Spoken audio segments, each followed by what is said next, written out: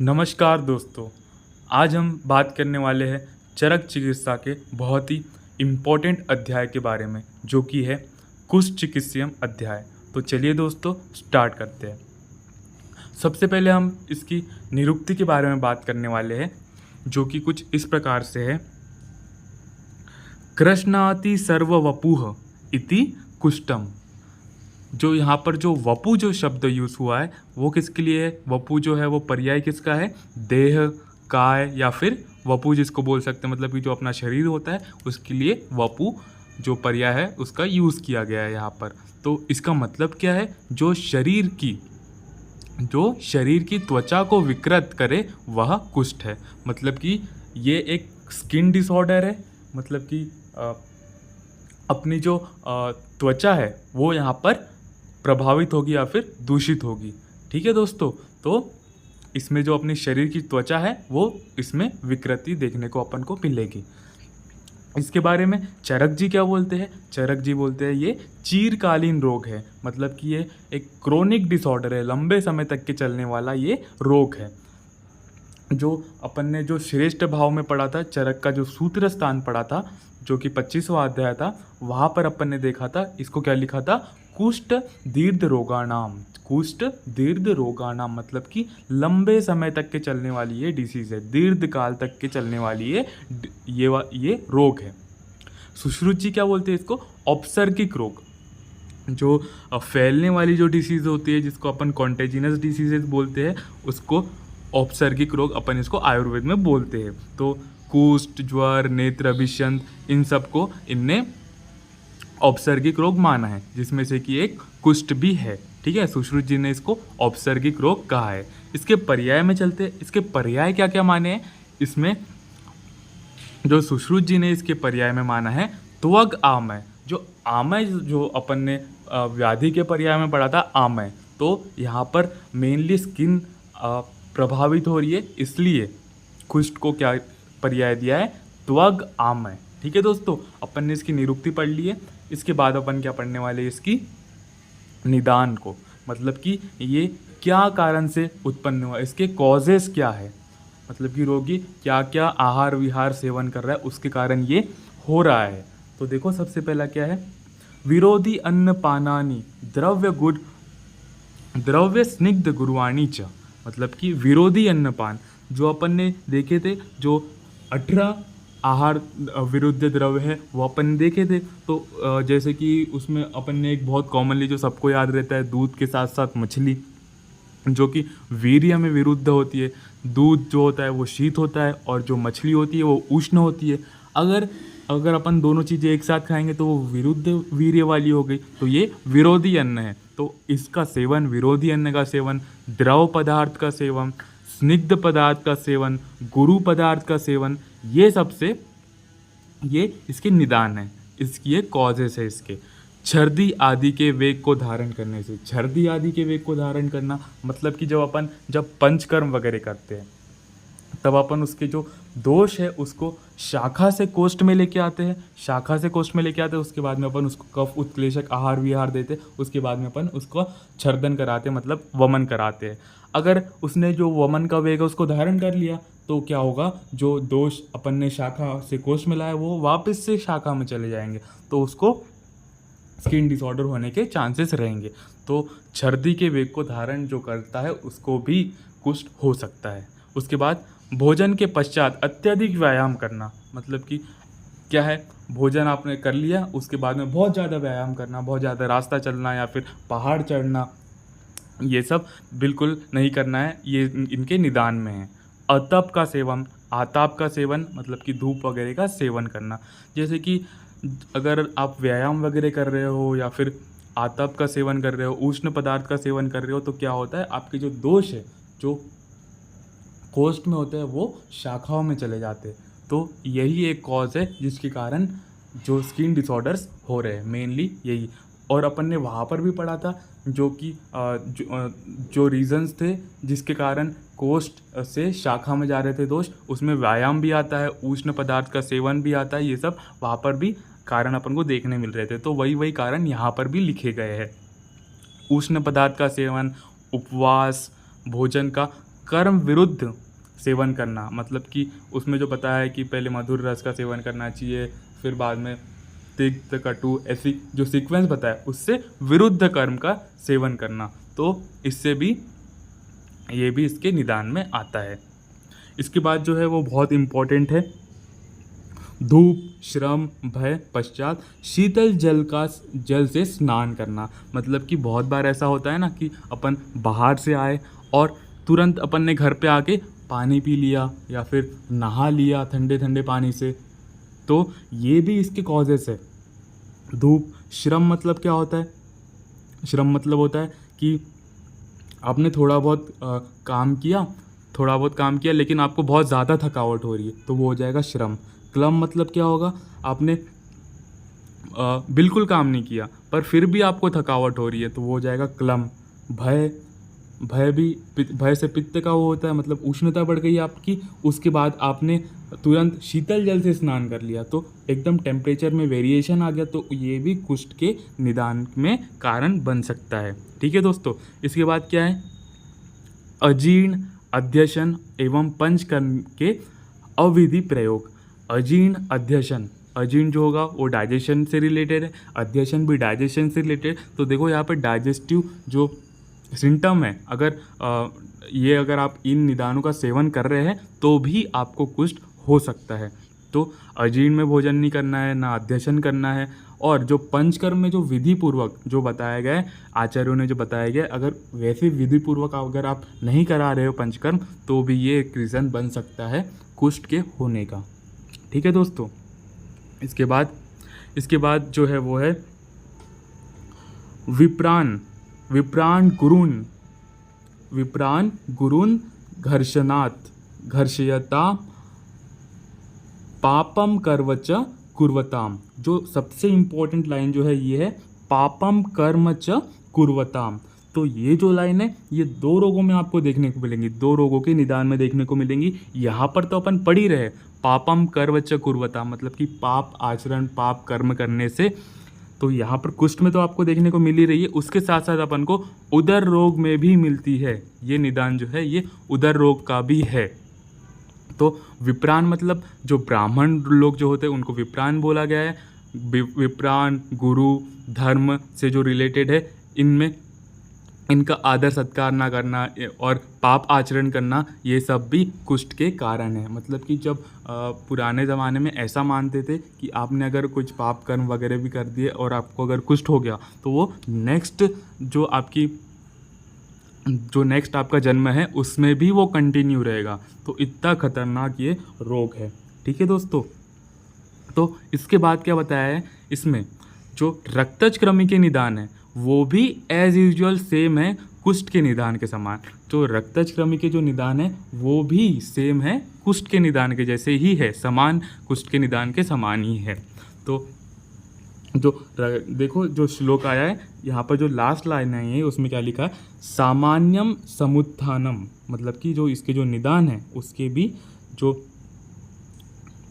रक्तचक्रमी के जो निदान है वो भी कुष्ठ के निदान के समान ही होते हैं।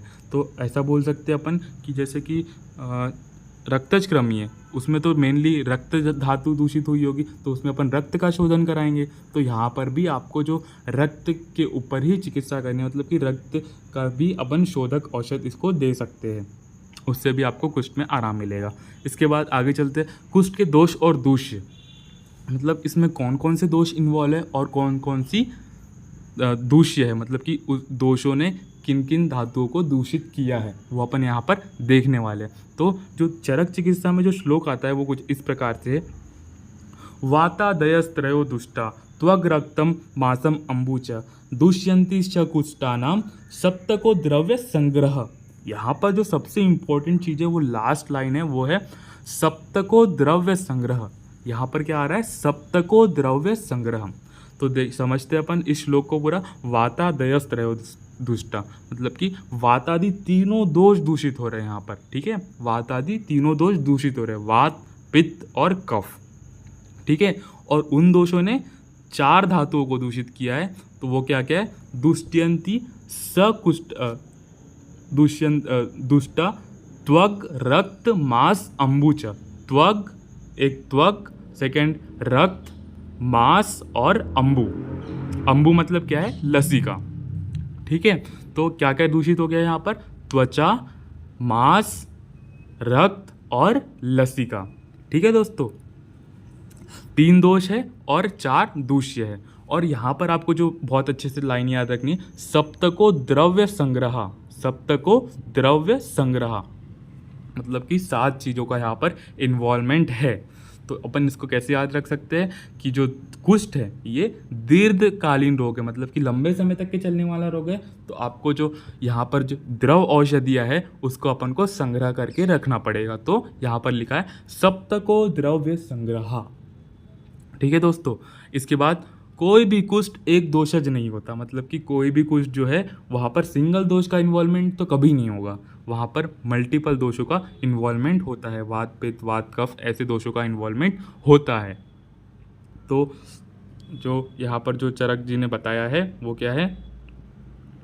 न चोका दोषज किंचित कुष्ठम समुपलब्धते।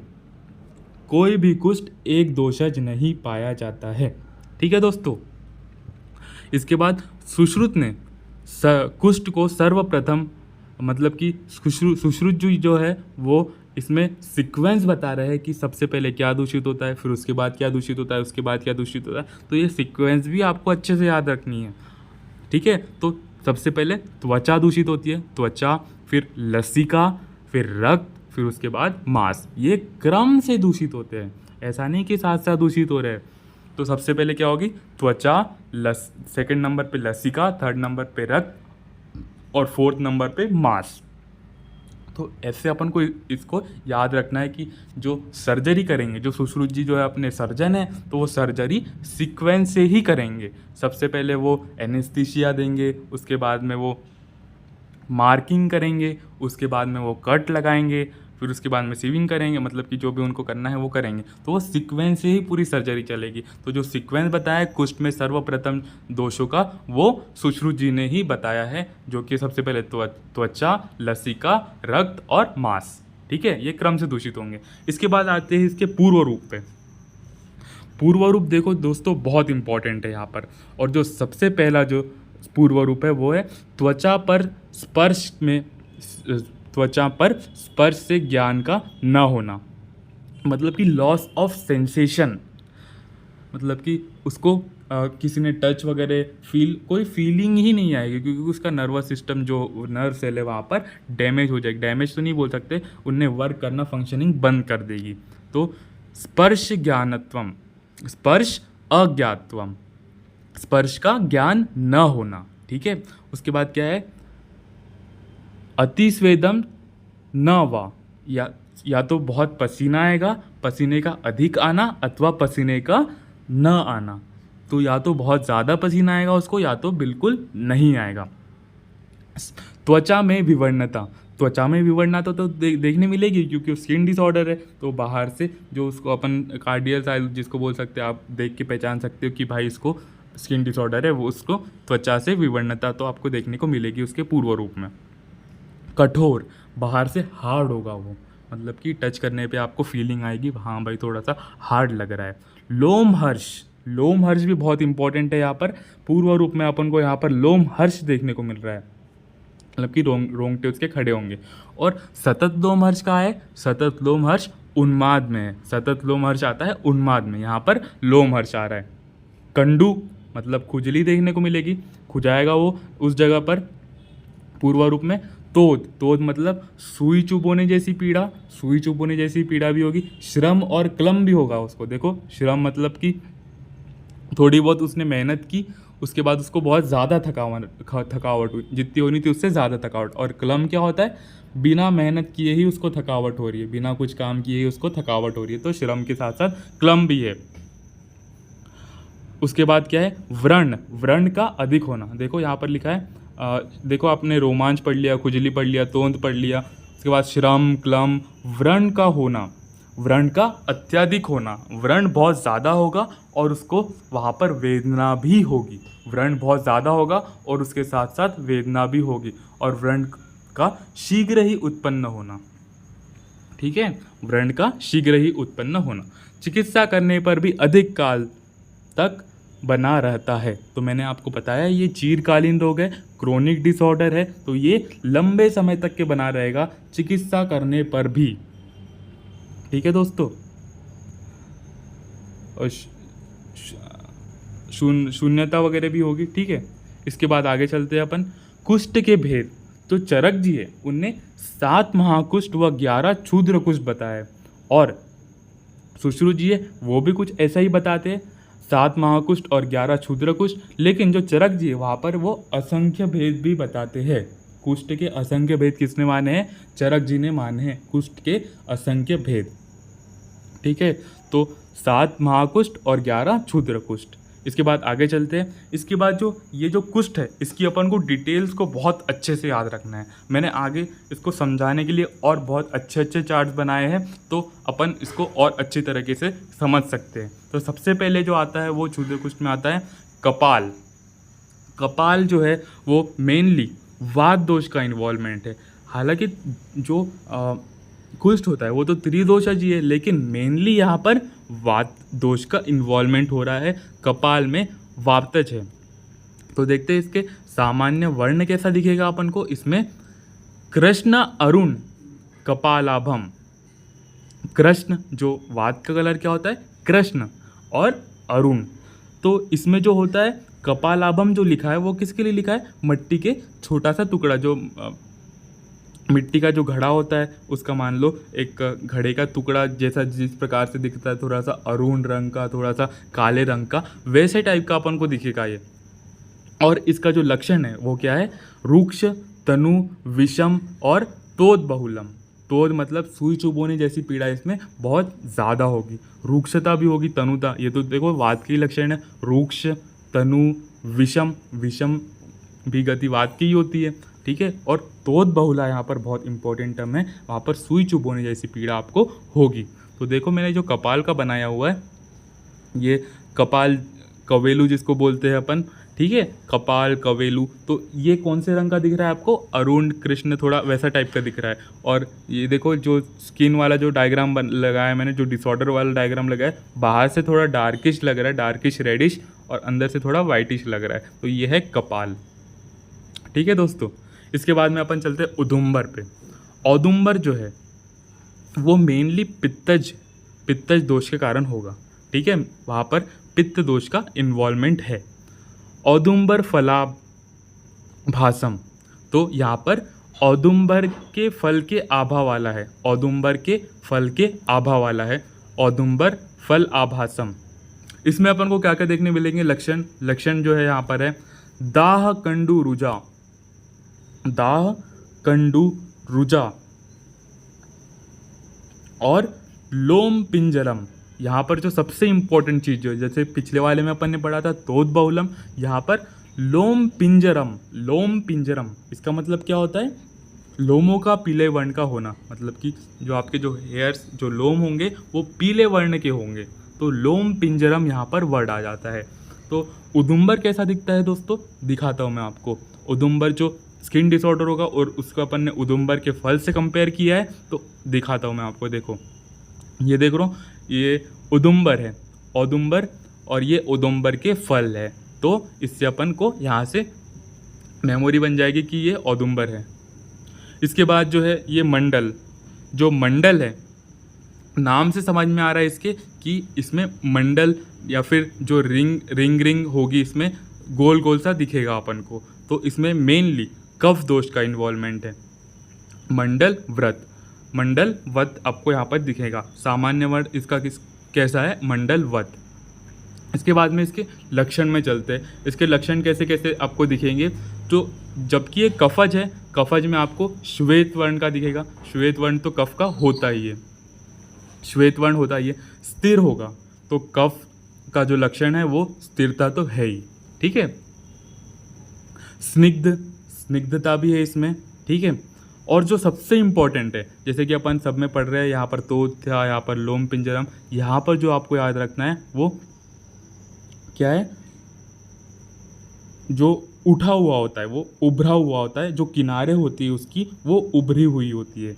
तो जो स्निग्धम उत्सन, स्निग्धम उत्स उत्सनम मंडलम, स्निग्धम उत्सनम मंडलम, ये आपको याद रखना है, स्निग्धम उत्सनम मंडलम। तो मंडल में क्या आता है, स्निग्धम उत्सनम, उत्सनम जो है वो इम्पॉर्टेंट है, जो उसके जो किनारे होते हैं वो उठे हुए होते हैं। श्वेत, रक्त, स्थिर, ये तो आप, ये कफ का ही लक्षण है। रक्त आपको एक थोड़ा सा याद रख लेना है। तो मंडल दिखता कैसे, ये देख लेते हैं अपन।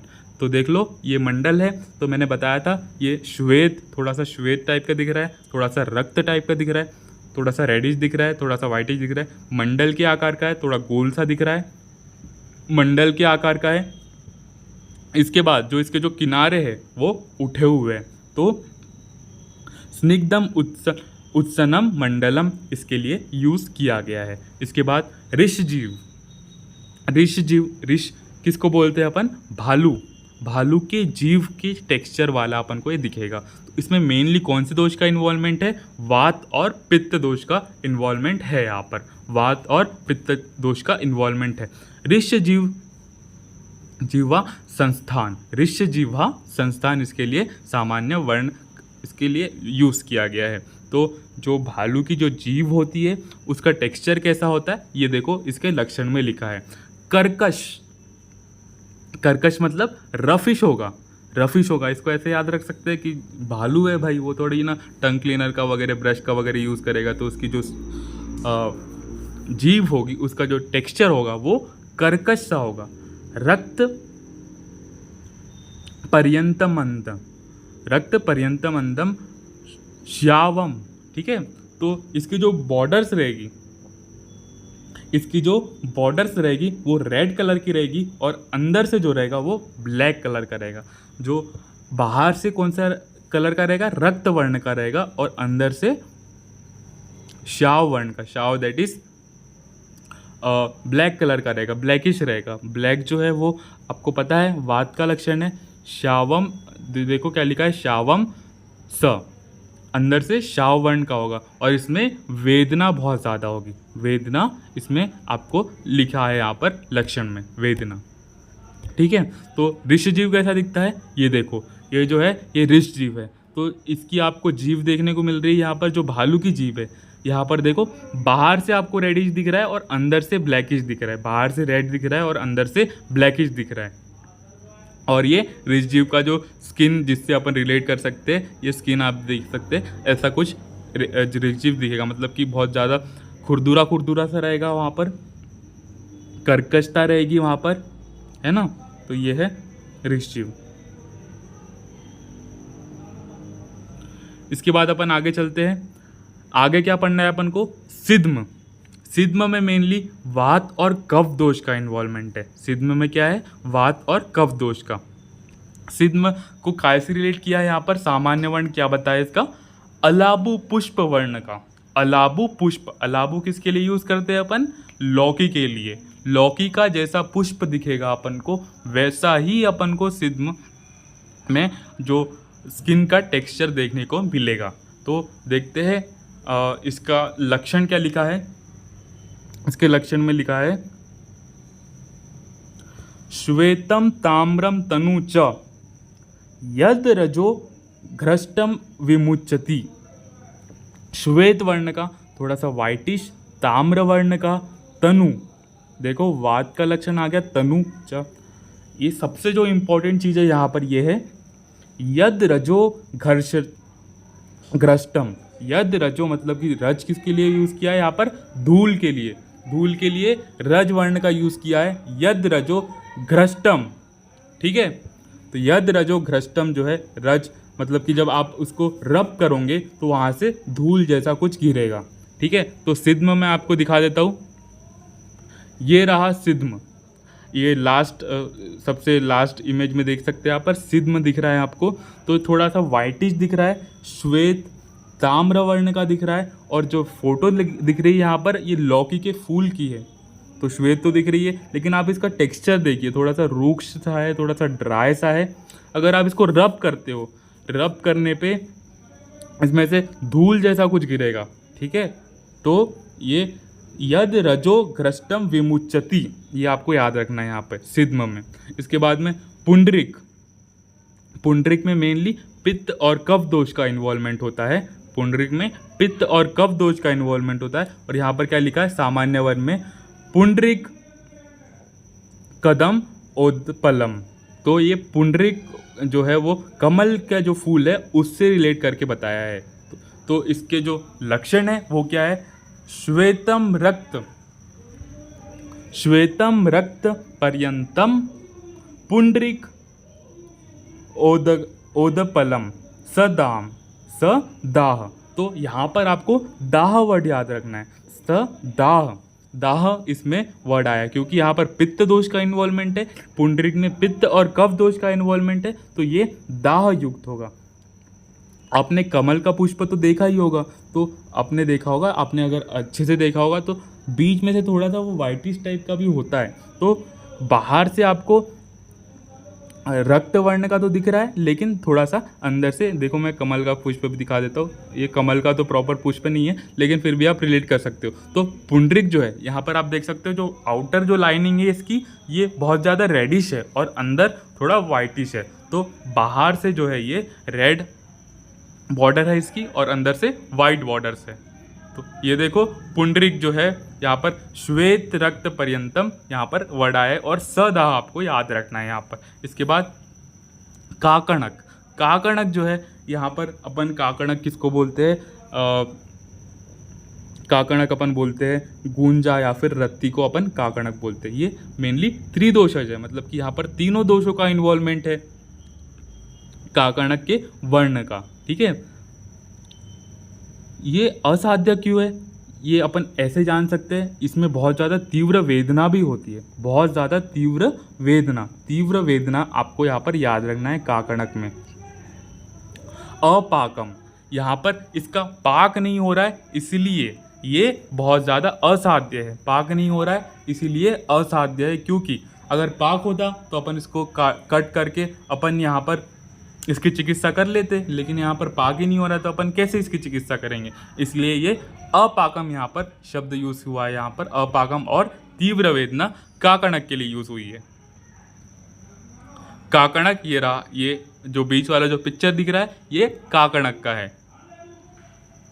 इसके बाद अपन को महाकुष्ठ पढ़ना है। महाकुष्ठ में सबसे पहला जो है वो एक कुष्ठ है। एक कुष्ठ जो है इसमें दोष कौन कौन से है, वात और कफ दोष। एक कुष्ठ में वात और कफ दोष का इन्वॉल्वमेंट है। और सबसे इंपॉर्टेंट जो आ जाता है यहाँ पर, इसमें स्वेद नहीं होता। अपन ने कुष्ठ के पूर्व रूप में तो पढ़ा था कि या तो बिल्कुल स्वेद नहीं होगा या अति स्वेद होगा, लेकिन यहाँ पर अपन पढ़ रहे हैं यहाँ पर अस्वेद होता है एक कुष्ठ में। ठीक है, इसके बाद चर्म कुष्ठ पढ़ते हैं। चर्म कुष्ठ में वात कफज दोष का इन्वॉल्वमेंट है। एक चर्म कुष्ठ में वात कफज दोष का इन्वॉल्वमेंट है। चर्माख्यम बहलम हस्ती चर्म, मतलब कि जो हाथी की जो स्किन होती है वैसा अपन को इसमें टेक्सचर देखने को मिलेगा, हाथी की स्किन की टेक्सचर, चर्म कुष्ठ। इसके बाद में कीटिप पढ़ेंगे अपन। कीटिप में क्या है, वात कफज, वात कफ दोष का इन्वॉल्वमेंट है कीटिप में।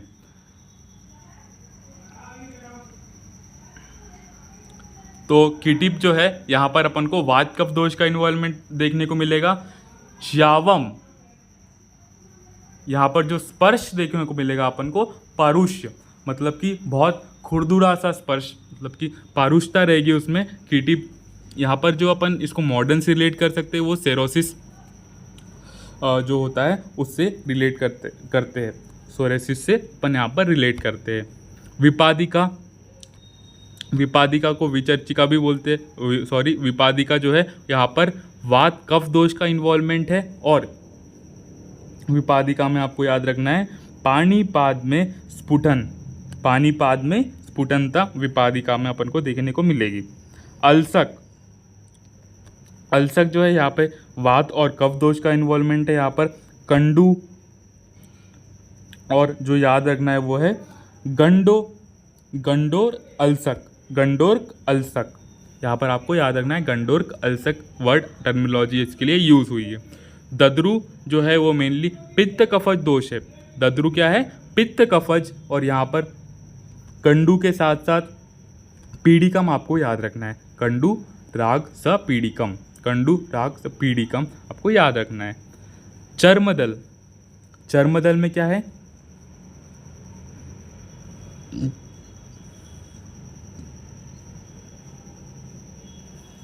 पित्त और कफ दोष का इन्वॉल्वमेंट होता है यहाँ पर चर्मदल में। और यहाँ पर आपको क्या क्या याद रखना है? स्पर्श सहम उच्चति, स्पर्श सहम उच्चते। इसमें भी देखो रक्तम, सकंडु, स्फोटम, ग्लानि, ये सब इसमें लक्षण देखने को मिलेंगे। पामा जो है वो पित्त कफज दोष है। पामा क्या है? पित्त और कफ का इन्वॉल्वमेंट हो रहा है। यहाँ पर कंडुला, पीड़िका और भ्रशम ये देखने को मिलेगा अपन को यहाँ पर। इसके बाद जो है विस्फोट, विस्फोट में श्वेत अरुण आभा वाला विस्फोट होता है। ठीक है, श्वेत अरुण आभा वाला विस्फोट होता है। इसके बाद जो है वो शतारु है। तो शतारु में आपको बस इतना ध्यान रखना है, बहुवर्ण वाला जो है वो शतारु है, मतलब कि 100 वर्ण वाला, 100 वर्ण, बहुवर्ण, ये क्या है? शतारु। विचर्चिका, विचर्चिका बहुस्त्राव वाला विचर्चिका होता है, मतलब बहुत ज़्यादा जिसमें स्त्राव हो। और विचर्चिका में आपको ये ध्यान रखना है कि वो मेनली कफज दोष है। विचर्चिका जो है वो कफज दोष है और इसमें बहुस्त्राव, बहुस्त्राव विचर्चिका। इसके बाद कुछ जनरल पॉइंट्स है जो कि सुश्रुत जी ने बताया है महाकुष्ठ के बारे में। तो सुश्रुत जी महाकुष्ठ 7 मानते हैं। जो पहला है वो क्या था? अरुण था, मतलब कि चरक जी ने क्या माना था? कपाल माना था। कपाल नहीं मान के इनने अरुण माना है। अरुण तो वैसे वात का वही है, कलर ही है, तो अपन को उसको याद ही नहीं रखना पड़ेगा। इनने अरुण माना है वातज को। औदुंबर, कपाल, काकणक, ऋषिव को इनने पित्तज माना है। औदुंबर, कपाल, काकणक, ऋषिव को पित्तज माना है। दद्रु, पुंडरिक कफज मान लिया। ठीक है, दद्रु और पुंडरिक को क्या बोल दिया? कफज बोल दिया। इसके बाद जो है सुश्रुत ने चरकोत मंडल कुष्ठ नहीं माना है, उसके स्थान पर अरुण कुष्ठ बताया है। क्या बोल रहा है? सुश्रुत जी ने चरकोक्त मंडल कुष्ठ नहीं माना है। मंडल जो उनने रिंग्स या फिर जो उसके जो किनारे उठे हुए थे अपन ने जो पढ़ा था वो नहीं माना है। सुश्रुत किनारे उठे हुए या फिर मंडल कुष्ठ को नहीं मानते, उसके स्थान पर अरुण कुष्ठ जो वातज वाला जो कुष्ठ है अरुण कुष्ठ, इसकी उसको मानते हैं। ठीक है दोस्तों। सिद्म जो है, सिद्म को चरक जी ने महाकुष्ठ कहा है, लेकिन सुश्रुत जी क्या बोलते हैं? उसको क्षुद्र कुष्ठ बोलते हैं। सिद्म जो है अपन ने महाकुष्ठ में पढ़ा था चरक में, लेकिन सुश्रुत जी उसको क्षुद्र कुष्ठ में मानते हैं। दद्रु जो है चरक जी क्षुद्र कुष्ठ में मानते हैं, लेकिन सुश्रुत जी महाकुष्ठ में मानते हैं। तो इसका सीक्वेंस अपोजिट कर दिया है सिद्म का और दद्रु का, चरक और सुश्रुत जी ने। ठीक है दोस्तों। इसके बाद आगे चलते। सुश्रुतोक्त क्षुद्र कुष्ठ 11 है। ठीक है, ये तो अपन को पता है, क्षुद्र कुष्ठ ने 11 ही माने हैं। वातज परिसर्प माना है। परिसर्प जो है वो वातज है, तो ये याद रखना है, परिसर्प वाला वातज है, किसने माना है? सुश्रुत जी ने। पित्तज जो है विसर्प, विचर्चिका, पामा, चर्मदल, कीटिप। विसर्प, विचर्चिका, पामा, चर्मदल, कीटिप। तो ये जो है ये पित्तज है। विसर्प, विचर्चिका, पामा, चर्मदल और कीटिम। कफज कौन से है? एक कुष्ठ, महाकुष्ठ, स्थूलांकुष्ठ, सिद्म और रकसा। रक्सा जो है वो कफज है। एक कुष्ठ, महाकुष्ठ, स्थूलांकुष्ठ, सिद्धमा और रक्सा। इसके बाद सुश्रुत जी ने महाकुष्ठ, स्थूलांकुष्ठ, विसर्प, परिसर्प, सिद्म और रस्का माना है। चरक जी क्या मानते हैं? अलसक, विपादिका, शतारु, चर्मकुष्ठ, दद्रु, विस्फोट। ठीक है दोस्तों, तो इतना आपको याद रख लेना है। इसके बाद दोषानुसार कुष्ठ के लक्षण का वर्ण चरक और सुश्रुत दोनों ने किया है, मतलब कि दोष के अनुसार जो कुष्ठ है उसके लक्षण चरक जी और सुश्रुत जी दोनों ने माने हैं। चरक चिकित्सा में ऐसा बताया है। ठीक है दोस्तों। चरक के अनुसार कुष्ठ आदि में वात आदि लक्षण क्या होंगे ये देखते हैं अपन।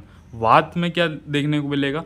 रुक्षता देखने मिलेगी, शोष देखने को मिलेगा, तोद देखने को मिलेगा, शूल देखने को मिलेगा और संकोच देखने को मिलेगा। वातजन्य में क्या क्या क्या देखने को मिलेगा? रोक्ष, शोष, तोद, शूल, संकोच, ये सब आपको देखने को मिलेगा। पित्तज में क्या? दाह, राग, परिस्त्राव और पाक, ये सारे पित्त के ही लक्षण हैं, दाह, राग, परिस्त्राव और पाक। कफ में क्या देखने को मिलेगा? शैत्य, शौत्य, कंडू, स्त्राव, स्त्रोध और गौरवता। ठीक है, इसके आगे चलते हैं। सुश्रुत अनुसार कुष्ठ आदि में वात आदि लक्षण। तो सुश्रुत ने क्या अलग माने हैं इनसे, देखते हैं। वात में क्या माने हैं? त्वक में संकोच माना है, त्वक में संकोच। सुप्तता मानी है, सुप्तता। स्वेद का अभाव या फिर अधिकता, जो पूर्व रूप में अपन को देखने को मिलते थे, स्वेद का अभाव या फिर अधिकता। शोफ, क्रोन्य, स्वरोपघात, श्वेत, क्रोन्य और स्वरों का आघात। ठीक है, इसके बाद में पित्त में क्या माने हैं? पित्त में सुश्रुत जी क्या मानते हैं? पाकावदरण, अंगुली पतन, पाकावदरण, अंगुली पतन और कृमि की उत्पत्ति, कृमियों की उत्पत्ति। और कफ में क्या मान रहे हैं? कंडू। वर्ण का भेद, देखो यहाँ पर जो इम्पोर्टेंट जो चीज़ है ये है वर्ण का भेद। ये भिन्नता लिखा है, भिन्नता वो गलत प्रिंट हो गया है। तो वर्ण का भेद क्या होता है? उसमें भिन्नता अलग सा दिखाई देगा वो अपन को। ठीक है, तो कफज में भिन्नता माना है, वर्ण में भेद।